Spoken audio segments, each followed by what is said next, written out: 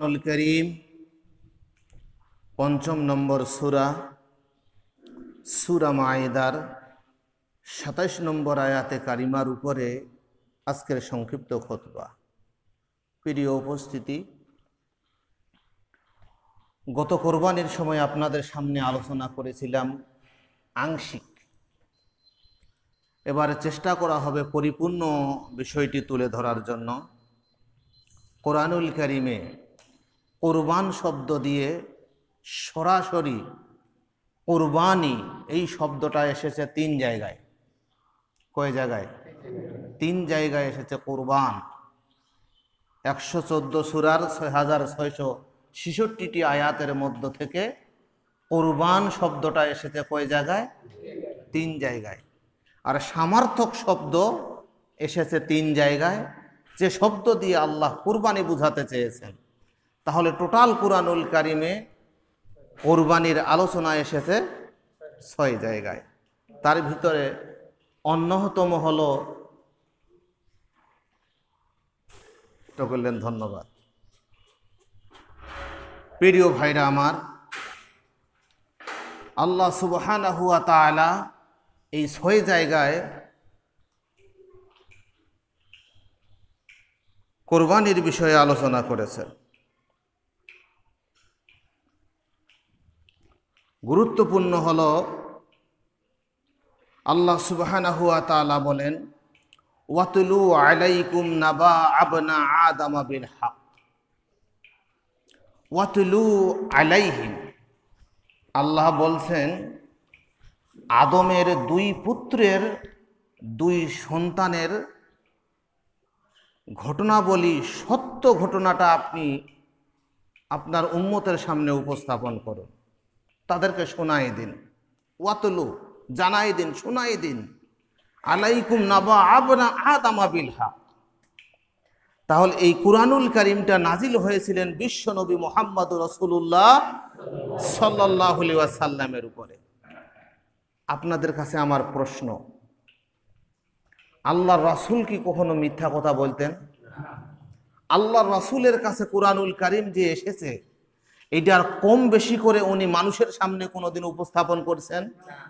তাহলে রসুলের কাছে আল্লাহ কুরআন নাজিল করছেন, আবার বলতেছেন যে আপনি সত্য ঘটনা, হক যে ঘটনা, বাস্তব যে ঘটনা, ওই ঘটনাটা শোনান। তাহলে কি রসুল মিথ্যা বলবেন? তাহলে আল্লাহ যে বলতে, যদি আপনি সত্য ঘটনাটা বলে দেন, খুব গভীর বিষয় এখানে লুকায়িত আছে।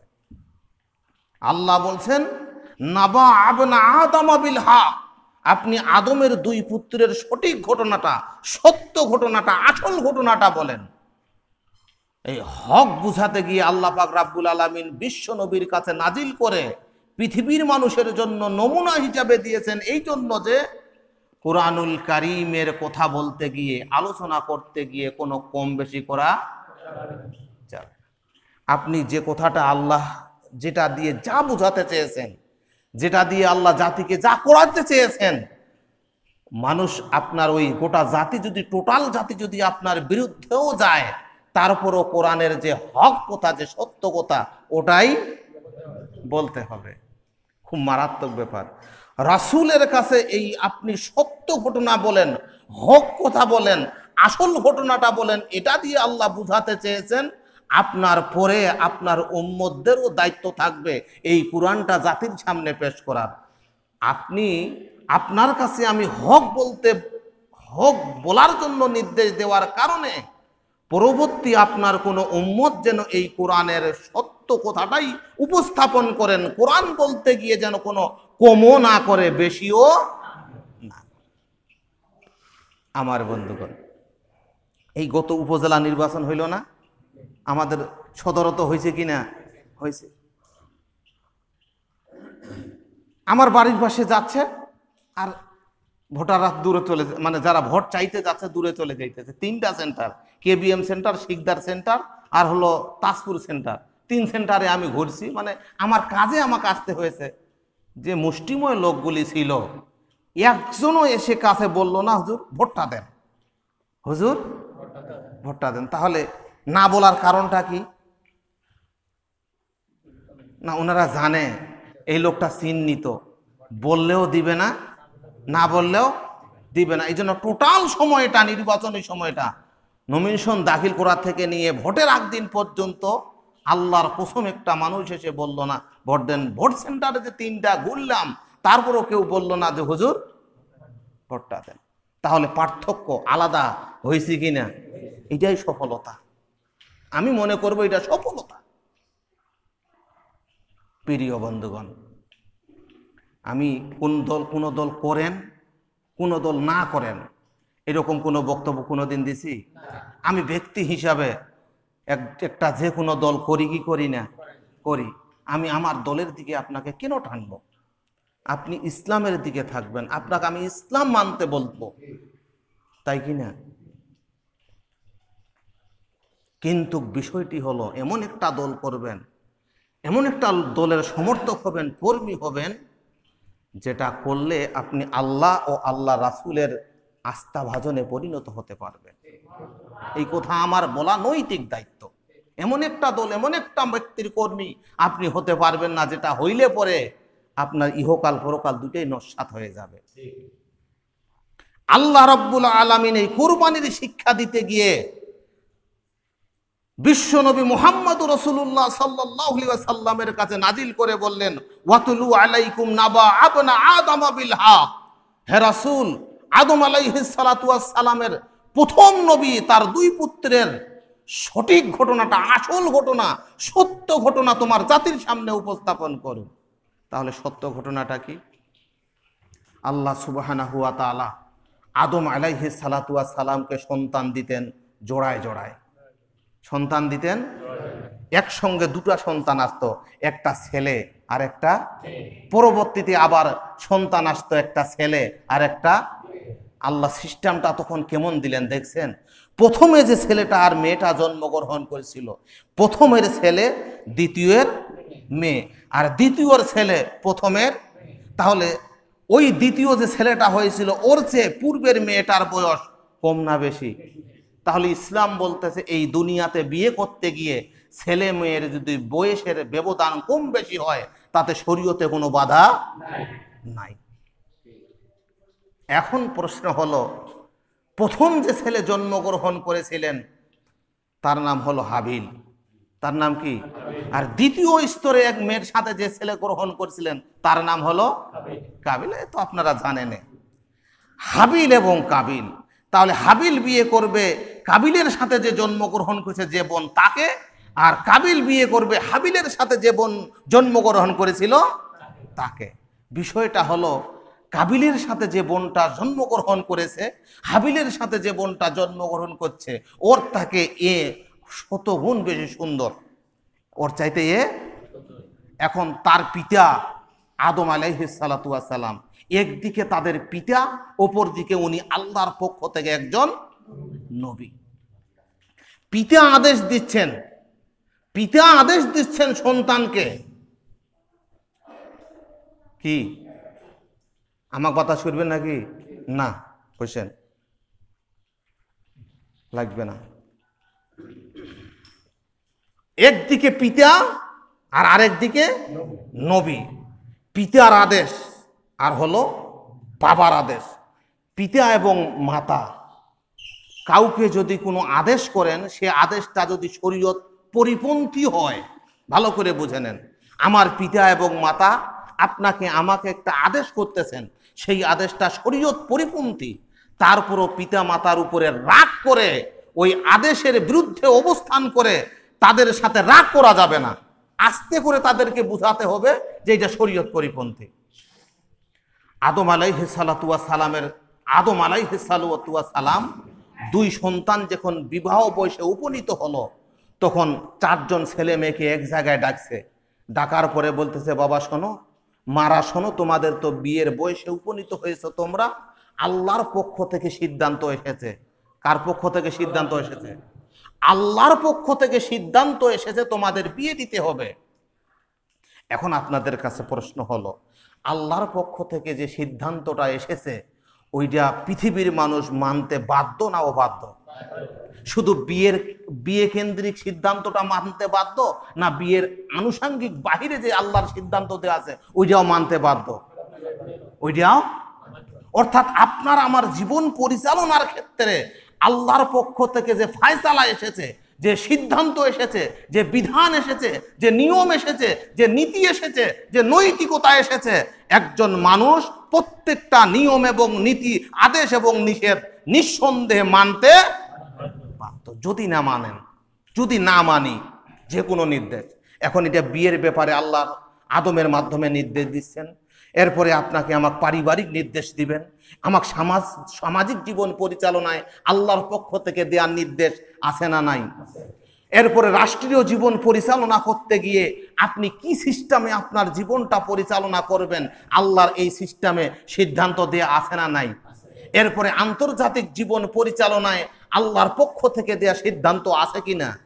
শিক্ষানীতি, অর্থনীতি, পারিবারিক নীতি, ব্যক্তি নীতি, ব্যবসা নীতি, সব নীতির ব্যাপারে আল্লাহর দেয়া সিদ্ধান্ত আছে না নাই? আমি যদি না মানি, তাহলে কাবিলের যে অবস্থা হয়েছে, কাবিলের যে পরিণতি হবে, ওই অবস্থা আর ওই পরিণতি আমারও। ভালো করে বুঝে নেন, মগজ দিয়ে বুঝে নেন, বিবেক দিয়ে বুঝে নেন। কাবিল তার পিতা নবী আদম আল্লাহর পক্ষ থেকে দেয়া সমস্ত সিদ্ধান্ত মাথা পেতে মেনে নিয়েছিল। আবার বুঝেন, তার বাবা আদম একজন নবী, বাবা এবং নবীর আল্লাহর পক্ষ থেকে দেয়া দুনিয়ার সমস্ত সিদ্ধান্ত মাথা পেতে নিয়েছিল।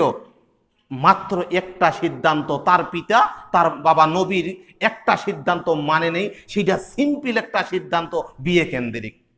সেই সিদ্ধান্তটা কি কেন্দ্রিক? বিয়ে কেন্দ্রিক সিদ্ধান্তটা পিতার আর নবীর না গ্রহণ করার কারণে কাবিল জান্নাতে যাবে না জাহান্নামে যাবে? খুব ভালো করে বোঝেন। তাহলে কাবিল আদমের সন্তান, নবীর সন্তান, ছোট্ট একটা আল্লাহর পক্ষ থেকে সিদ্ধান্ত দিয়েছে, সেইটা না মানার কারণে যদি দোজখে যেতে হয়, জাহান্নামে যেতে হয়। শুধু তাই নয়, এই পৃথিবীর যত হত্যাকাণ্ড, সব হত্যাকাণ্ডের গুনাহের একটা অংশ তার আমলনামায় জমা হবে, তার নাম কাবিল। আপনি আমি আল্লাহর দেয়া কত সিদ্ধান্ত লঙ্ঘন করতেছি আমার ব্যক্তি জীবন পরিচালনা করতে গিয়ে, আমার সামাজিক জীবন পরিচালনা করতে গিয়ে, আমার রাষ্ট্রীয় জীবন পরিচালনা করতে গিয়ে, আমার ব্যবসা জীবন পরিচালনা করতে গিয়ে, আমার চাকরি জীবন পরিচালনা করতে গিয়ে, আমার পেট নীতি পরিচালনা করতে গিয়ে, আমার অর্থনীতি পরিচালনা করতে গিয়ে আল্লাহর দেয়া কত সিদ্ধান্তকে বৃদ্ধা আঙ্গুল দিতে দেখাচ্ছি। তাহলে আমার অবস্থানটা কি কাবিলের সাথে হবে না? আল্লাহ রাব্বুল আলামিনের হাবিব নবী বললেন, আদম পিতা, এই আমার সন্তানরা, আল্লাহর পক্ষ থেকে সিদ্ধান্ত এসেছে, প্রথমে আমার হাবিলের সাথে যে মেয়ে জন্মগ্রহণ করেছে তার সাথে দ্বিতীয় ছেলে কাবিল তোমার বিয়ে হবে। হাবিলের সাথে তোমার সাথে যে মেয়ে জন্মগ্রহণ করেছে তার সাথে বিয়ে হবে। কাবিল বলতেছেন, আব্বা আমি এটা মানতে রাজি না, এটা আমি মানবো না, এই সিদ্ধান্ত আমি মানব না, কারণ আমার সাথে আমার যে বোন জন্মগ্রহণ করেছে তাকে আমার পছন্দ হয়েছে, তাকে আমার ভালো লেগেছে, সে আমার কাছে চয়েস হয়েছে, তাকে আমি লাইক করি, তাকে আমি ভালোবাসি, তাকে আমি পছন্দ করি, তাকেই আমি বিয়ে করব। পিতা আর নবী, তার পিতা এবং নবী আদম বলতেছে, তোমার ভালো লাগা না ভালো লাগা, তোমার সিদ্ধান্ত আর অসিদ্ধান্ত, তোমার অপছন্দ নিয়ে এখানে মুখ্য বিষয় নয়। ভালো লাগা না লাগা এটা নির্ভর করবে তোমার সৃষ্টিকর্তা আল্লাহর উপরে। কার উপরে? আল্লাহ যে সিদ্ধান্ত দিয়েছে ওটা আপনার অপছন্দ হতেও পারে, নাও হতে পারে। আল্লাহ যে সিদ্ধান্ত দিয়েছে নিঃসন্দেহে ওই সিদ্ধান্তটা কল্যাণকর, হয়তোবা আপনি আমি এখন বুঝতেছি না। আদম বলতেছে তার পিতা, নবী বলতেছে, বেটা শোনো, তোমার ভালো লাগা না লাগা এখানে মুখ্য বিষয় নয়। আল্লাহ যে সিদ্ধান্ত দিয়েছে, আল্লাহ যে ফয়সালা দিয়েছে, আল্লাহ যে রায় দিয়েছে, আল্লাহ যে নীতি দিয়েছে, ওই নীতিটা তোমাকে আমাকে মাথা পেতে মেনে নিতে হবে, মাথা পেতে নিতে। আমাদের সমাজে এখন অনেক মানুষ পাওয়া যায় এখনো বলে যে এই যুগে এই সমাজে আল্লাহর দেওয়া বিধান দিয়ে, কোরআন সুন্নাহ দিয়ে কি রাষ্ট্র পরিচালনা হতে পারে? এটা অসম্ভব। বলে কি বলে না? আরে পাগল, এই দুনিয়া যে আল্লাহ পাক রাব্বুল আলামিন সৃষ্টি করছে, সেই আল্লাহ পাক রাব্বুল আলামিনের বিধান দিয়ে পৃথিবী পরিচালনা হবে না, এটা তুমি কেমন করে বলতে পারো? বরং একথা বলো, যে কোনো সময়, যে কোনো প্রেক্ষাপটে, যে কোনো মুহূর্তে যদি বান্দা আল্লাহর দেয়া বিধান অনুযায়ী তার জীবন পরিচালনা করতে পারে, তাহলে আল্লাহর ওয়াদা হলো ওই সময়টা আল্লাহ শেষ করে বান্দার দুনিয়ার জীবনেরও ভাগ্য বদলায় দিবে, আখিরাতের জীবন তার জান্নাতি জীবনে পরিণত করবে। কার সিদ্ধান্ত মানবো? কার সিদ্ধান্ত মানবো? বৃদ্ধা আঙ্গুল দেখাবো মানুষের তৈরি করা আইন আর বিধানের প্রতি? শয়তানের বিধানকে আমি বৃদ্ধা আঙ্গুল দেখাই দিয়ে মাথা পেতে যদি আল্লাহর সিদ্ধান্তটা মেনে নিতে পারি, আল্লাহর কসম ওই জাতির কপাল ফলে যাবে। আমার ভাইরা, কাবিল কি মানছিল? না, আমি মানবই না, কখনো মানব না। আল্লাহ সাথে সাথে তাকে অপরাধীর খাতায় নামটা দিয়া জাহান্নামের কীট বানায়া, জাহান্নামে কীট বানাইয়া তাকে জাহান্নামে দিতে চাইলেন না, কারণ সৃষ্টি করছেন আল্লাহ নিজেই। আল্লাহ পাক রাব্বুল আলামিন বলতেছেন, ইজ করবা কুরবানা, যে কুরবান, ইজ করবা কুরবানা ফাতাকবিলা মিন আহাদিহিমা। আল্লাহ পাক রাব্বুল আলামিন বলতেছেন, আদম, তাহলে তোমার দুই ছেলেকেই কুরবানি করতে বলো। কি করতে বলো? কুরবানি করতে বলো।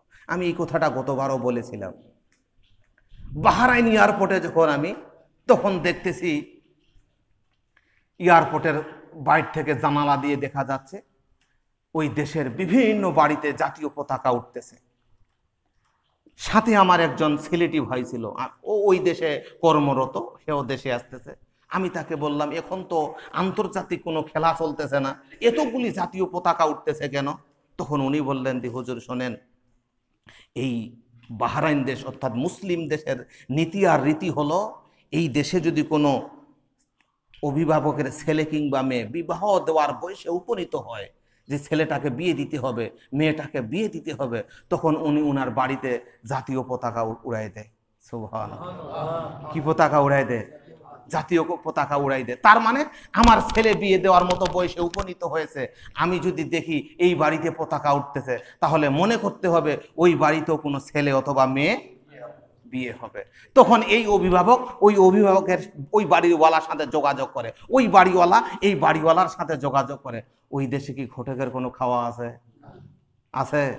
ছেলের বাবা, মেয়ের বাবা আর ছেলের বাবা এক জায়গায় হয়ে কার কি আছে সব ডিটেল সত্য উপস্থাপন করে। এই সত্য থেকে সত্য উপস্থাপন করার পরে তারপরে যদি পছন্দ হয়, মেয়ে ছেলে দেখার পরে বিয়ে দেওয়া হয়। আর আমাদের দেশে বিয়ে হয় কার মাধ্যমে? ঘটকের মাধ্যমে। ঘটককে আপনি বলছেন আমার আছে 3 বিঘা, ওই যাই 7 বিঘা বানাইছে কিনা? আপনি বলছেন যে আমার নাই, ও 14 বিঘা বানাই ফেলাইছে, এরকম হয় কিনা? পরে যখন বিয়ে হয়ে গেল, তখন দেখা যায় যে সম্পদের কথাবার্তার আকাশ পাতাল গোলমিল। এরা তখন ওই ছেলের বাবা মা তখন মেয়ের কর্তৃপক্ষকে গালি দেয়, আর মেয়ের কর্তৃপক্ষ ছেলের কর্তৃপক্ষকে গালিগালাজ দেয়। আসলে ফাঁকে দুই অভিভাবকে দুই পরিবারে এই কথা বলে নাই, বলছে কে? লাগাই দিছে সমস্যা ঘটক। ও তো সফল হয়ে গেছে, বিয়ে লাগাই দিছে, ও সরে চলে গেছে। এই জন্য ইসলাম বলতেছে যে আপনার ছেলে বিয়ে দেওয়ার মতো বয়সে উপনীত হয়েছে, আপনার মেয়ে বিয়ে দেওয়া বয়সে উপনীত হয়েছে, আপনি সরাসরি যোগাযোগ করেন। কি করবেন? সরাসরি যোগাযোগ। আল্লাহ পাক রাব্বুল আলামিন হাবিলকে ডাকলেন, কাবিলকে ডেকে বলতেছেন যে শোনো শোনো বাটারা, আল্লাহর দেয়া সিদ্ধান্তটা তো মানতে চাচ্ছ না, তারপর আল্লাহ পাক রাব্বুল আলামিন এই মুহূর্তে তোমাদেরকে জালিমদের দলভুক্ত করতে চায় না। আল্লাহ একটা সিদ্ধান্ত দিয়েছে, তোমরা দুইজনে 2টা গরু কিংবা 2টা দুম্বা উট কুরবানি দিবে। কুরবানি দেওয়ার পরে এই কুরবানির গরুটা, এই পশুটা তোমরা পাহাড়ে রেখে আসবে, খোলা মাঠের মধ্যে রেখে দিয়ে আসবে। বলে কি হবে তারপরে? আল্লাহ পাক রাব্বুল আলামিন যার কুরবানি কবুল করবেন, আল্লাহ পাক রাব্বুল আলামিন যার ত্যাগ কবুল করবেন তারটা আকাশ থেকে আগুনের টুকরা এসে অগ্নি এসে জ্বলায় দিবে, আর যারটা কবুল করবে না পড়ে থাকবে। যার কবুল হয়ে যাবে সে সবচাইতে সুন্দরী সবচাইতে ভালো মেয়েটাকে বিয়ে করবে, আর যার কবুল হবে না সে তার পরের স্তরে যে তাকে বিয়ে করবে। এই সিদ্ধান্তটাও কার?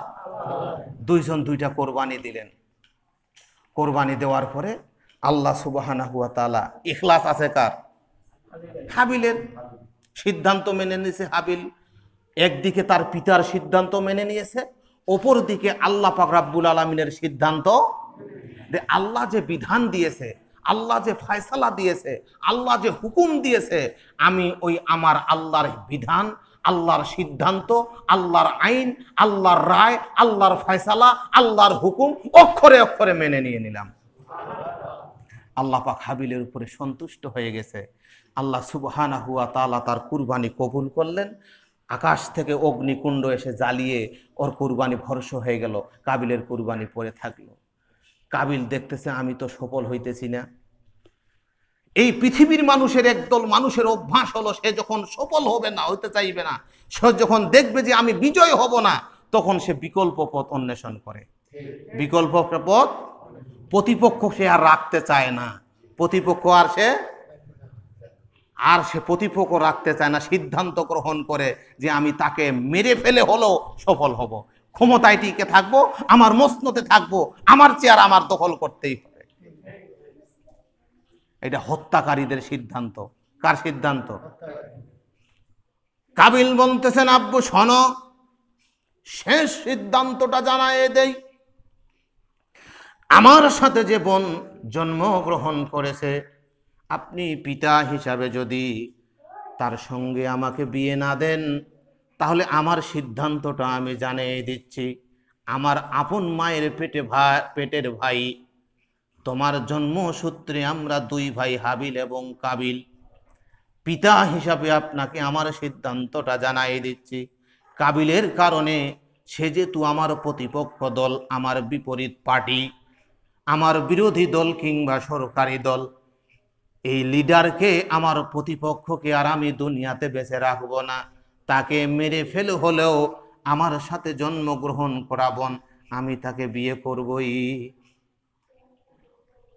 এই সিদ্ধান্ত কে বলতেছে? যেই সিদ্ধান্ত সেই কাজ। হাবিল তাকে হত্যা করে ফেলা হলো। হত্যা করার পরে উনি ওনার বোনকে বিয়ে করলেন। আমার ভাইরা, এই সিদ্ধান্ত যদি আজ পর্যন্ত বলবৎ থাকতো, যার কোরবানি কবুল হবে তার কোরবানি আকাশ থেকে অগ্নি এসে ভর্ষ করে দিয়ে দেবে, আর যার কোরবানি কবুল হবে না ওটা পড়ে থাকবে, এই পৃথিবীতে কি কোরবানি দাতা খুঁজে পাওয়া যেত? না। ধনী মানুষও দিত না, গরিব কেউ কোরবানি দিত না। কেন দিত না? ভয়ে। কিসে? কিন্তু এই সিস্টেম কি আল্লাহ এখন রেখে দিয়েছেন?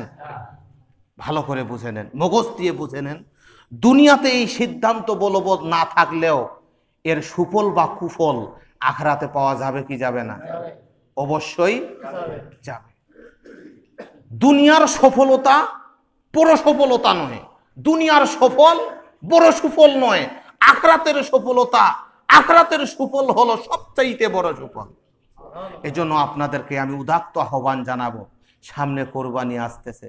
এই কোরবানির মাধ্যমে, এই ত্যাগের মাধ্যমে, এই সর্বোচ্চ ত্যাগের মাধ্যমে আমি যেন আল্লাহর প্রিয় বান্দায় পরিণত হতে পারি, আল্লাহর আস্থাভাজন বান্দায় পরিণত হতে পারি।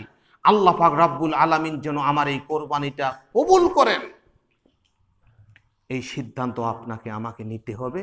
সেই আলোকে আপনাকে আমাকে সর্বোচ্চ ত্যাগ স্বীকার করে কোরবানি দিতে হবে। আল্লাহ সুবহানাহু ওয়া তাআলা আমাদের সকলকে যেন হাবিলের উত্তরসূরি হিসাবে, আমাদের সকলকে যেন কাবিলের মতো নির্লজ্জ জালিম ব্যক্তির কবল থেকে রক্ষা করে খাঁটি মুমিন হিসাবে কবুল করে নেন।